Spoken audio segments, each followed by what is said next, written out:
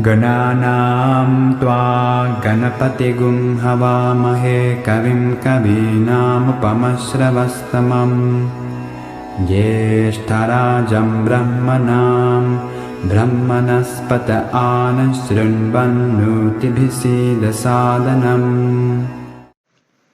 नमस्कार, मैं शशांक शर्मा स्वागत करता हूं आपका ज्योतिष मार्ग में। जैसा कि शीर्षक से ही आप समझ गए होंगे, मांगलिक या मांगलिक दोष क्या होता है।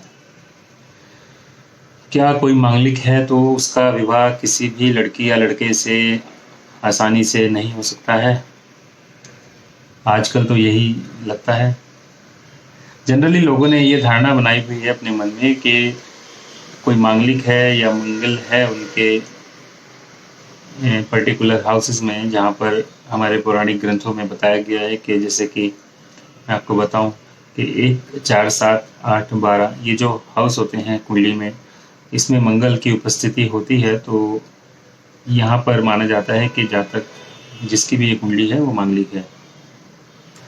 तो क्या उनका विवाह के लिए, जीवन साथी देखने के लिए, लड़का या लड़की जिसकी भी कुंडली है उसकी शादी के लिए जब हम देखते हैं तो ये देखना ज़रूरी है कि वो मांगलिक है या नहीं है, और मांगलिक नहीं है तो क्या हो सकता है। इन सभी बातों पर आज हम एक छोटी सी अपना जो शोध है उसके बारे में चर्चा करेंगे कि यदि आप मांगलिक हैं तो आपका विवाह किस तरह से हो सकता है, या आप जिससे विवाह करने जा रहे हैं उसकी कुंडली में आपको क्या देखना चाहिए जब आप मांगलिक हों। एक चार्ट के माध्यम से मैं आपको समझाता हूँ, आइए देखते हैं। तो जैसा कि आप देख रहे हैं, एक चार्ट बनाया गया है जिसमें मंगल कुछ भावों में है।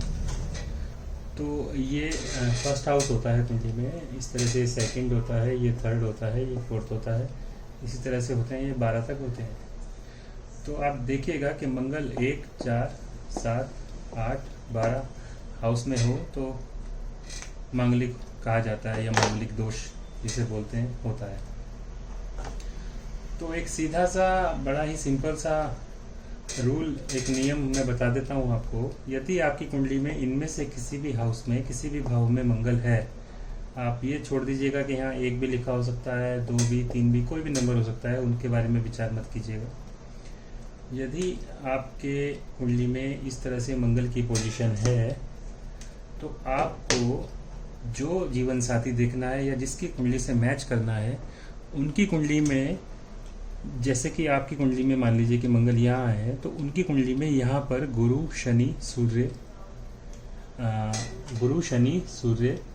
और एक सेकंड, गुरु शनि सूर्य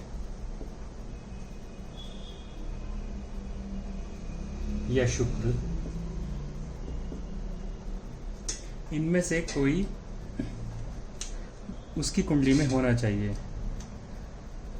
दोबारा से बता देता हूँ, यदि आपकी कुंडली में मान लीजिए कि मंगल पहले भाव में है, तो आप जिससे अपनी कुंडली मैच कर रहे हैं, यदि उनकी कुंडली में गुरु शनि सूर्य शुक्र में से कोई भी एक ग्रह इसी हाउस में है तो आपकी शादी उनसे हो सकती है।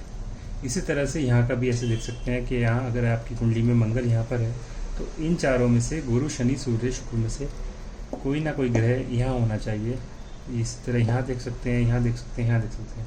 कहने का मतलब ये है कि मंगल जहाँ हमारा है उस जगह पर हमारे जो भावी जीवन साथी है जिससे हम कुंडली मैच कर रहे हैं, उनकी कुंडली में, जहाँ हमारी कुंडली में मंगल है उनकी कुंडली में वहाँ पर गुरु शनि सूर्य या शुक्र में से कोई ना कोई प्लेनेट हो तो मांगलिक की काट हो जाती है, या आप कहें कि मांगलिक से शादी हो सकती है। ये पर्टिकुलरली मांगलिक की बात चल रही है कि यदि मांगलिक हैं आप तो कैसे काट हो सकती है, या कैसे उसका परिहार हो सकता है, जिसे कहते हैं कैसे हम आगे बढ़ सकते हैं, मांगलिक वाले स्टेप को क्रॉस कर सकते हैं।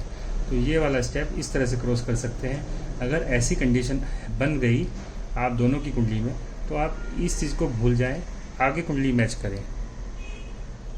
तो मांगलिक का विचार इतने तक ही सीमित है, इससे आगे आप ना ज़्यादा जाएं, ना ज़्यादा सोचें। इसी के साथ आगे हम बात करते हैं किसी और विषय के बारे में। तब तक के लिए नमस्कार, धन्यवाद।